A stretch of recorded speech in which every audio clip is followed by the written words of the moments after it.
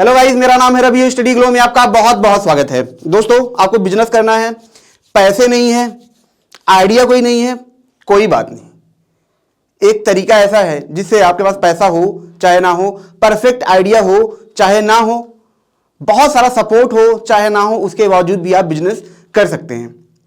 आपने देखा होगा जो पुरानी कंपनियां थी, जो पहले बहुत पुरानी कंपनियां हुआ करती थी, जैसे टाटा हुए, ऐसी बहुत सारी कंपनियां हैं, बहुत सी कंपनियां ऐसी जो डूब गई।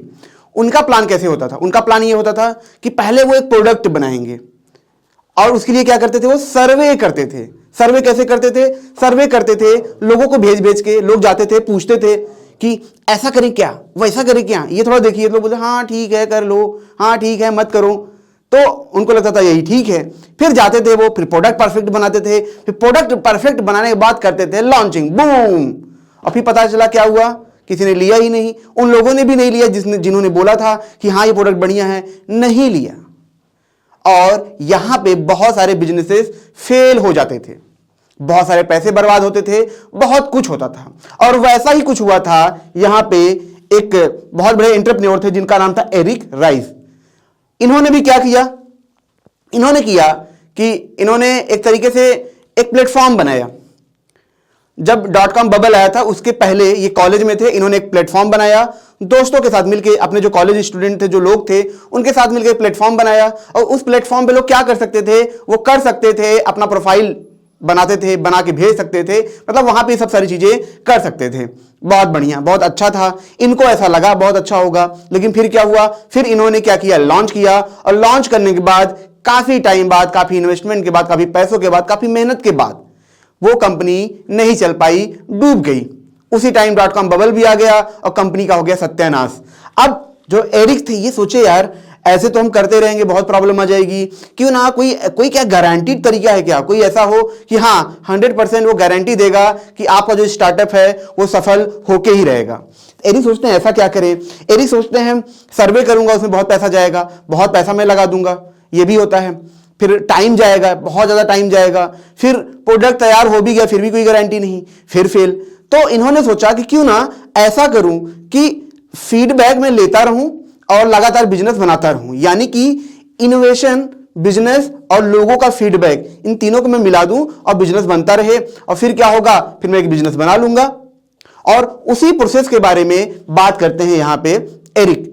तो उसी को लेके इन्होंने क्या लिखा? The lean startup. इन्होंने नाम दिया कि कैसे जो आज का टाइम है, आज के टाइम में हम इनोवेशन कैसे करें, बिना रिस्क लिए कैसे करें, बिना पैसा लगाए कैसे करें। यानी कि एरिक का ये मानना है कि कोई प्रोडक्ट है, उसका क्या करें? डिजाइन कुछ बना के हल्का सा लॉन्च कर दीजिए। लॉन्च करने के बाद क्या होगा?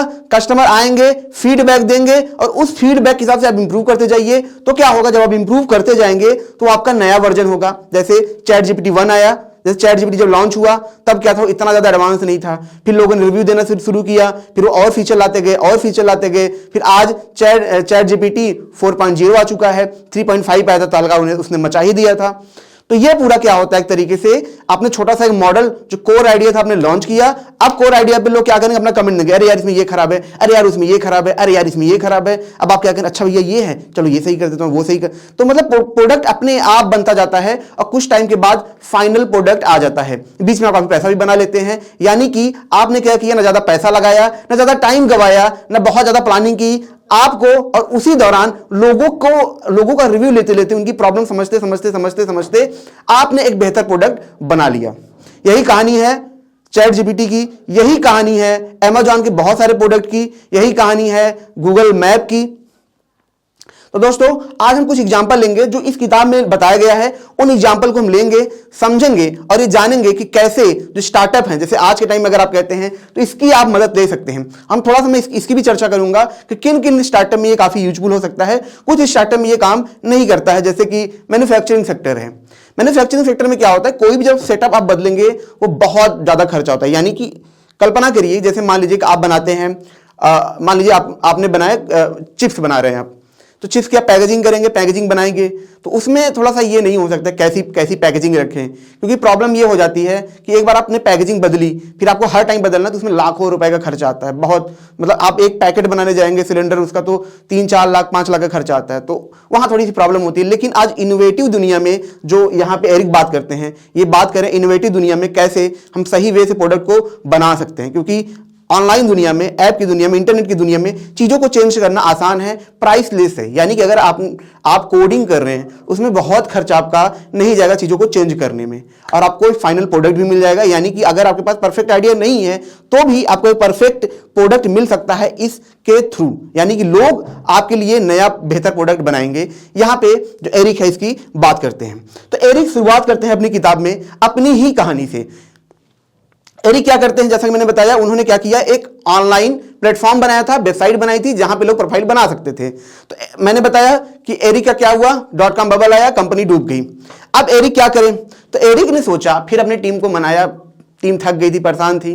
उन्होंने कहा कि हम ऐसा बनाएंगे जहां पे लोग अपना वर्चुअल अवतार बना सकते हैं उस प्लेटफॉर्म पे। तो सबने कहा हाँ ये क्या है, उन्होंने बोला हाँ हम ऐसा करेंगे जहां पे लोग अपना वर्चुअल अवतार बना सकते हैं, जहां पे लोग अपने कपड़े बदल सकते हैं, अपना बाल बदल सकते हैं। आप स्नैपचैट में भी आप देखेंगे तो वही थोड़ा मॉडल है। तो एरिक ने इसकी, मतलब हम ये कह सकते हैं कि एरिक ने शायद उसी टाइम पे, उससे पहले भी इन्होंने किया था।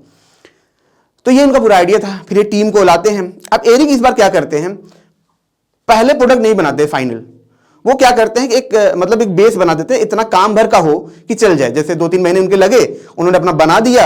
अब बनाने के बाद क्या किया, लॉन्च कर दिया। और लॉन्च करने के बाद उन्होंने फीडबैक पूछने लगे सबसे, अच्छा कैसा बनाए। तो बोलता था यार बढ़िया नहीं है, तुम्हारा बाल और बहुत गड़बड़ है। तो बोलता अच्छा कैसा बनाए, तो बोलता था बाल थोड़ा स्पाइसी रखो, ये वाला ऑप्शन रखो, यार कपड़े में जीन्स रखो, यार वो रखो, यार इसमें ऐसा कुछ करो, इसमें ऐसा कुछ करो। तो फिर एरिक को मिलने लगा फिर फीडबैक, मतलब लोग ये चाह रहे थे तो लोग वो बता रहे थे। और उसके बाद क्या हुआ, एरिक ने वो सारी चीजें बनानी शुरू कर दी। देखिए अच्छा, इसमें ये भी ऐसा नहीं है कि बस वेबसाइट बना के लॉन्च कर दो, उसमें हो ना, इतना मिनिमम तो हो कि ताकि मतलब उसको भी लगे सामने वालों को चलो कुछ है इसमें। तो फिर ऐसा भी ना हो कुछ है ही नहीं तो फीडबैक दे क्या, वो पता चला गाली दे के जाए, ऐसा ना हो। मतलब कोर प्रोडक्ट, मतलब जो कोर बेस है वो उसमें हो। तो यहां पे एरिक ने क्या किया था, कुछ अवतार बना के इन्होंने लॉन्च कर दिया। वहां से इनको फीडबैक मिलने लगा, और फीडबैक मिलते मिलते एरिक ने क्या किया, परफेक्ट प्रोडक्ट बना लिया, फाइनल प्रोडक्ट बना लिया। वो प्रोडक्ट ऐसा था जो कस्टमर चाहते थे, जिसकी वजह से क्या हुआ कि एरिक का जो प्लेटफॉर्म था अवतार वाला चल पड़ा। आप देखेंगे आज स्नैपचैट भी ऐसे ही काफी बूम कर रहा है। तो $1 बिलियन की एरिक की कंपनी बनी, यहाँ पे $50 बिलियन की एरिक ने वहां से पैसे बनाए थे। फिर एरिक इस पे क्या करते हैं, 5 मेथड के बारे में बताते हैं कि 5 मेथड हम यूज कर सकते हैं इस जो लीन स्टार्टअप है इसमें। पहला मेथड क्या है कि नो बिजनेस गैराज। देखिए हमें क्या लगता है, देखिए बहुत सारे एग्जांपल हमें दिए जाते हैं, गैराज से शुरू हुआ था, वहां से शुरू हुआ था। मैं आपको बताता हूं, गैराज से पहले स्टार्टअप शुरू हुआ था एप्पल का, गैराज से भी नहीं हुआ था। कहां से शुरू हुआ था, जो स्टीव जॉब्स थे वो बनाते थे खिलौने बनाते थे। तो ये क्या हुआ कि पहले इनके पास गैराज भी नहीं था। ये मिले स्टीव वॉजनियाक से। स्टीव वॉजनियाक से मिलने के बाद इन्होंने बोला कि यार हम कुछ ऐसा बना सकते हैं, ठीक है, जो मतलब काफी मतलब ग्रोइंग, मतलब जो काफी फास्ट कीबोर्ड बना सकते हैं, हम ऐसा कुछ नया कर सकते हैं, ठीक है। अब ये कीबोर्ड बनाते हैं, कीबोर्ड बनाने के बाद जो एप्पल के फाउंडर होते हैं वो जाते हैं बेचने। अब देखिए गैराज नहीं है, गैराज कब आता है आप समझिए बात, वो जाते हैं मॉडल, उन्हें ऑर्डर मिलता है लगभग 2-250 पीस का, तो वो जाते हैं उसको देने जाते हैं। तो वो क्या बोलता है कि यार मुझे ये नहीं चाहिए, मुझे पूरा कंप्यूटर चाहिए था, मुझे तो पूरा मॉनिटर चाहिए था। अब यहां पे समस्या ये थी कि ये लोग पैसा उधार लेके आए थे, अगर वो ऑर्डर कंप्लीट नहीं होता तो पैसे डूब जाते स्टीव जॉब्स के। तो अब वहां पे क्या होता है, वो मतलब स्टीव जॉब्स को ये तो दिखता है कि चलो उसको ये नहीं चाहिए था, फिर भी कन्विंस करके दे देते हैं कि आप बेच लोगे, नहीं बेचोगे तो हम आपसे वापस ले लेंगे। लेकिन स्टीव जॉब्स को ये समझ में आता है कि अच्छा, अब देखिए कस्टमर फीडबैक कि इसको मॉनिटर कंप्यूटर सब चाहिए। स्टीव जॉब्स अपने दोस्तों से बोलते हैं चलो वापस, मेरे पास कुछ है। यानी कि उनको समझ में आ गया कि ये पूरा हम पैकेज बेच सकते हैं, ये बहुत बड़ा मार्केट है, कीबोर्ड तो कुछ नहीं है। उसके बाद गैराज खुली थी, यानी स्टार्टअप तो पहले ही शुरू हो गया था, ठीक है। तो यहां से मेरा ये मतलब जो इसमें राइटर है ये बताते हैं कि आपको कोई परफेक्ट प्लानिंग के साथ नहीं करना है।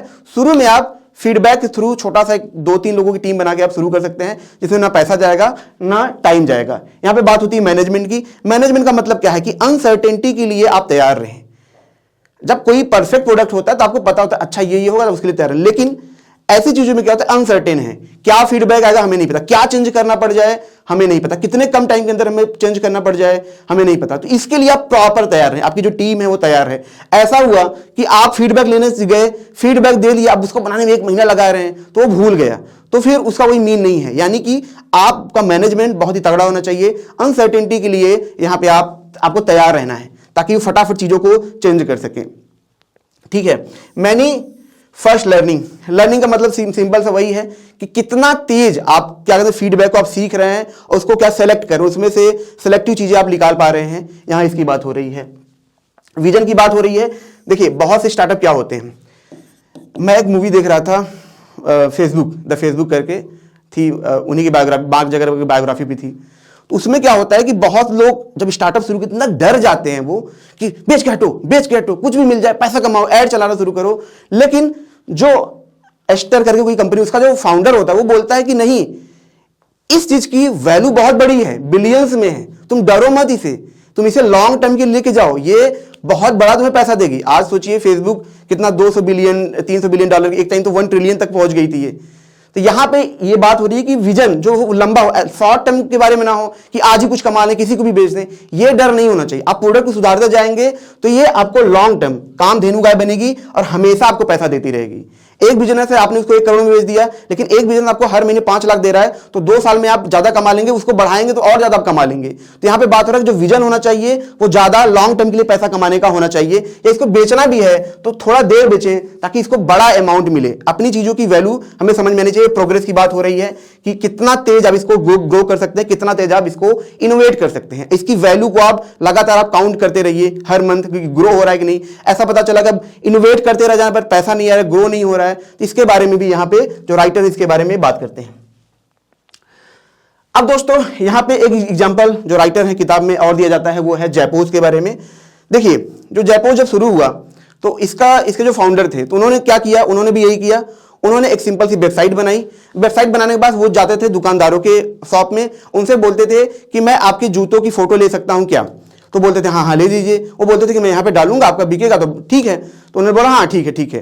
वो इन्होंने क्या किया, सिर्फ जूतों के लिए ही काम करना शुरू किया और ये जूते जो अच्छे जूते होते थे अपने प्रोफाइल पे डालते थे। तो जब वहां से कोई दिखता था मस्त जूता है, उनको ऑर्डर देता था, तो वो क्या करते थे, जाते थे जूते को लाके उनको देते थे। तो यहाँ पे सिस्टम मॉडल बहुत सही था। वो फीडबैक लेते गए कैसे कैसे जूतों को रखे, किन कैटेगरीज के जूतों को रखे, तो वो लोग बताने लगे मुझे ऐसे जूते चाहिए, उन्होंने ऐसे जूते चाहिए। अब जूते तो दुनिया में लाखों हैं, लेकिन यहाँ पे जो फाउंडर थे जयपोज, उनको ये पता चला कि कुछ ही जूते ऐसे हैं जो ज्यादा बिकते हैं। वो कैसे पता चला, वो लोगों से पता चला। और इसमें इनका फायदा क्या था, ना उन्हें दुकान खोलनी पड़ी, ना जूते पैसे खरीद के रखने पड़े, कुछ नहीं करना पड़ा, सिर्फ वेबसाइट थी, लोगों से फीडबैक ले रहे थे और यहाँ पे जूता बेचने लगे। अब जूता बेचते बेचते क्या हुआ दोस्तों कि ये मिलियंस में पैसा बनाने लगे। इनकी वेबसाइट भी डेवलप हो गई, फाइनल प्रोडक्ट भी इनको प्रॉपर पता था, कैटेगरीज इनके पास थी। मेन इंपॉर्टेंट ये कैटेगरी, ठीक है। जैसे जब अलीबाबा कंपनी आई थी, जब वो अलीबाबा जो थे जैकमा जब अपना इंटरव्यू दे रहे थे, तो उस दौरान जेफ बेजोस खुद जाके उनका इंटरव्यू सुन रहे थे। लोगों ने पूछा आप तो खुद इतनी बड़ी कंपनी बना चुके हैं, फिर क्यों सुन रहे हैं? तो उन्होंने बोला कि कैसे लाना है, स्टेप बाय स्टेप क्या क्या चीजें लानी है, ये जैकमा से अच्छा कोई नहीं जानता है। तो यहां पे जो स्टार्टअप में बात होती है जयपोज में कि जो कैटेगरीज इन्होंने रखी थी बहुत सही रखी थी। वो कैटेगरी कैसे मिली? वो कैटेगरी मिली सामने वाले की तरफ से, जो कस्टमर था उसकी तरफ से ये कैटेगरी मिली। इसी वजह से जयपोज इतना बड़ा हुआ। और 2009 में यहां पे आप देखेंगे कि 1.2 बिलियन डॉलर में ये कंपनी बिकी। अमेजॉन ने इसे खरीदा। वही प्रोसेस जो 5 दिनों एग्जाम्पल दिया था, लास्ट में देखो इन्होंने कब बेचा है, 1.2 बिलियन डॉलर में बेचा है। ये एक तरीके से क्रिटिकल पॉइंट था जहां पे बेच देना चाहिए। क्यों बेच देना चाहिए? जब बड़ी कंपनियां आपको देख रही हैं कि ये इस सेक्टर में बहुत ग्रो कर रहे हैं। एरिक को भी पता था मुझे इतना पैसा कमाने में हो सकता है 20 साल 25 साल लग जाए, तो इससे बेटर मैं इसको बेच दूं। और अमेजॉन को ये पता है कि मैं इसको खरीद लूंगा तो मैं इन्वेस्ट करके इसमें पैसा डाल डाल के इस कंपनी के अंदर मैं क्या करूंगा, इसको बड़ा कर लूंगा। जैसे कोई मंत्रा करके है, कोई मिंत्रा ऐसे कुछ करके कोई कंपनी है, बहुत ब्रांडेड कपड़े बेचती है, तो उसे फ्लिपकार्ट ने खरीद लिया था। तो उन्होंने काफी पैसे बनाए, उसके बाद भी उन्होंने क्या किया, लास्ट में बेचा। तो अपने प्रोडक्ट को आप इनोवेट करिए। हम डर जाते हैं, हम डर के क्या करते हैं, गलत डिसीजन ले लेते हैं। तो इससे बेटर है कि आप चीजों को बारे में थोड़ा सा लड़िए, ठीक है, उसको बड़ा करके ही आप बेचिए। यहां पे एक स्टोरी और है दोस्तों, ग्रुपान। ग्रुपॉन के बारे में बात हो रही है। ग्रुपॉन जो था दोस्तों, जब ये स्टार्टअप शुरू हुआ तो ये क्या करता था, एक तरीके से कूपन देता था। कूपन का मतलब ये है कि जैसे क्या हुआ कि आपके आसपास कहीं घूमने गए हैं, आप 5-6 लोग हैं, अब आपको पिज्जा लेना है तो डायरेक्ट आप दुकान पे जाएंगे तो वहां पे क्या होगा, आपको ज्यादा पैसे पे करने पड़ेंगे अब, क्योंकि अब भाई उनका सिस्टम है। लेकिन ग्रुपॉन क्या करता था, दुकानदारों से क्या करता, कनेक्शन कर लेता था। कनेक्शन करने के बाद ग्रुपॉन क्या करता है कि अब अगर आप ग्रुपॉन से जाके ग्रुप में, जैसे आप 5-6 लोग हैं, 10 लोग हैं, 20 लोग हैं, आप जाके वहां से कूपन लेंगे तो उसकी वजह से आपको जो सामान है सस्ता मिलेगा।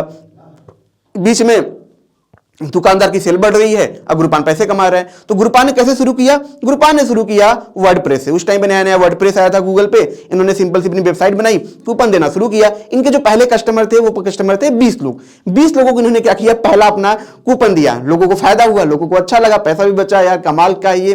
वो और भी सारी फीचर्स देने लगे थे, और भी सर्विस देने लगे थे। इससे जो कस्टमर था बहुत फायदा होता, दुकानदारों को क्या फायदा होता था, उनकी सेल बढ़ती थी। तो इसकी वजह से दो तरीके से पैसा कमाने लगे। कूपन से कमा रहे थे, जो दुकानदार है वो ऐड के लिए देते, भैया हमारा बिकवाओ, हमारा बिकवाओ, क्योंकि हर कोई चाहता है उसकी सेल बढ़े, उसके जो शॉप उसको बढ़े, उसका ग्रो हो।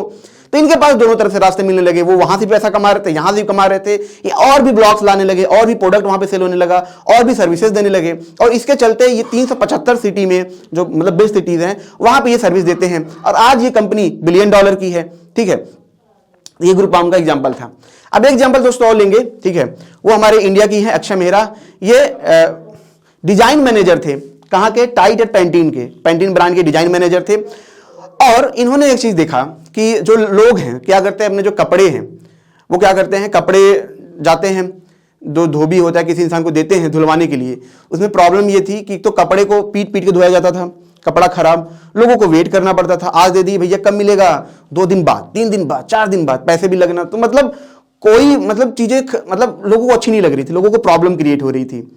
तो अब ये अक्षय मेहरा ने देखा कि यार ये है। अब अक्षय मेहरा क्या कर सकते थे, या तो कोई प्रोडक्ट लॉन्च कर देते, सोच के प्रोडक्ट लॉन्च कर दिया, लेकिन वो प्रोडक्ट फेल हो जाता। तो अक्षय मेहरा ने क्या किया, यही जो स्टेप था, यही जो तरीका था, इन्होंने अपनाया। इन्होंने क्या किया, एक ट्रक लिया, ठीक है, 4-5 8 हजार रुपए में, बहुत बड़ी कॉस्ट नहीं है, 8 हजार रुपए में लिया। उसमें क्या किया, वॉशिंग मशीन डाल दिया। वॉशिंग मशीन डालने के बाद एक सर्वे कर दिया। वो क्या करते थे कि सड़क सड़क पे गली गली में लोग घुमाते थे इसको, कि अगर आपको कपड़े धुलवाने हैं तो हम आपको दे देंगे, 24 घंटे के अंदर दे देंगे। जहां पे चीजें 5 दिन के बाद मिलती थी, 6 दिन के बाद मिलती थी, हम आपको 24 घंटे के अंदर दे देंगे।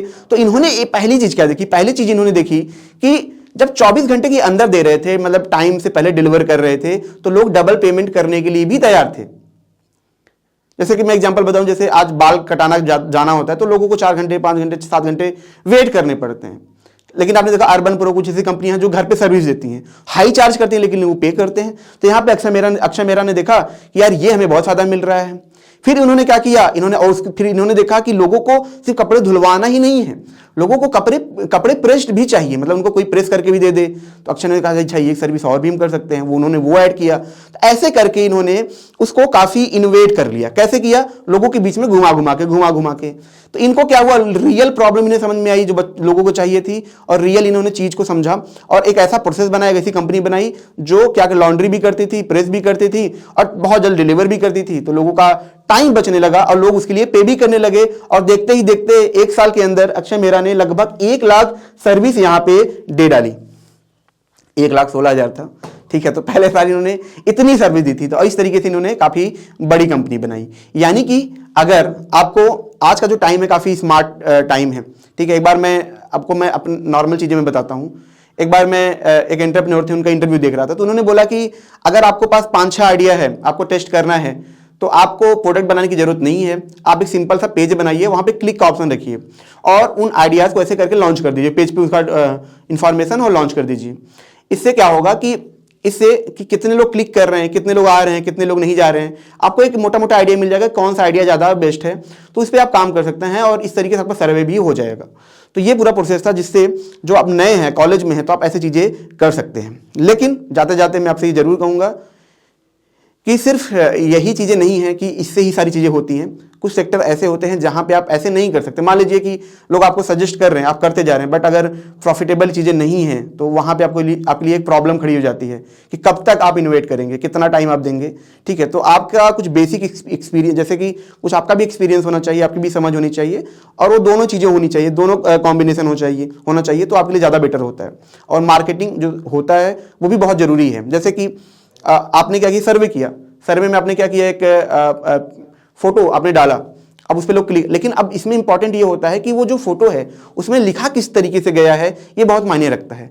अगर ऐसा लिखा गया हो कि वो जो लोगों को समझ ना आ रहा हो तो प्रॉब्लम है। अगर ऐसा लिखा गया हो कि कम वर्ड में चीज़ों को समझा दे तो और भी अच्छा है। बहुत से प्रोडक्ट ऐसे हैं, ठीक है, जो ज़्यादा नहीं बोलते, 5 सेकंड का आएगा, जैसे जोमेटो शुट करके ऐसे 5 सेकंड में आता है, समझा देता है। तो आपका ये जो सेल है ये भी बहुत मायने रखता है। तो मिला जुला के अगर मैं कहूँ तो ये प्रोसेस आपकी बहुत मदद करता है। मैं ये कहूँगा 80% आपकी मदद करता है, आपके पैसे बचा देता है, आपका टाइम बचा देता है। जो सबसे इंपॉर्टेंट है टाइम, वो आपका बचा देता है, एफर्ट बचा देता है, लेकिन उसके बाद भी आपको बहुत सारी चीज़ें उसमें सीखनी पड़ती है। बिजनेस दोस्तों ऐसी चीज़ें हैं, कोई कितना भी सीख ले, मैं तो यही कहता हूँ कि ये इनफाइनाइट है। जब भी आप कुछ बिजनेस में क्या कुछ हम नया बनाएंगे, जब आप नया बनाएंगे तो उसके लिए नई थ्योरी, नई चीज़ें उसमें चाहिए होती हैं। ठीक है, तो ये कहना 100% तो थोड़ा मुश्किल होता है, लेकिन हाँ, इन चीज़ों से आप सीख के आपको जो 10 बार में आप फेल होंगे और एक सफल होंगे, वो हो सकता है 2-3 बार में आप एक बार सफल हो जाएं, तो प्रोबेबिलिटी आपकी बढ़ जाती है। और उसी प्रोबेबिलिटी को बढ़ाने के लिए हम ये जो एक्सपीरियंस है, नॉलेज है, ये हम लेते हैं। तो दोस्तों ये छोटा सा लेक्चर था। अगर ये आपको अच्छा लगा हो तो इसे लाइक करें, कमेंट करें, शेयर करोगे तो और भी लोगों को ऐसी नॉलेज मिलेगी। मिलते हैं नेक्स्ट लेक्चर में। Thank you so much.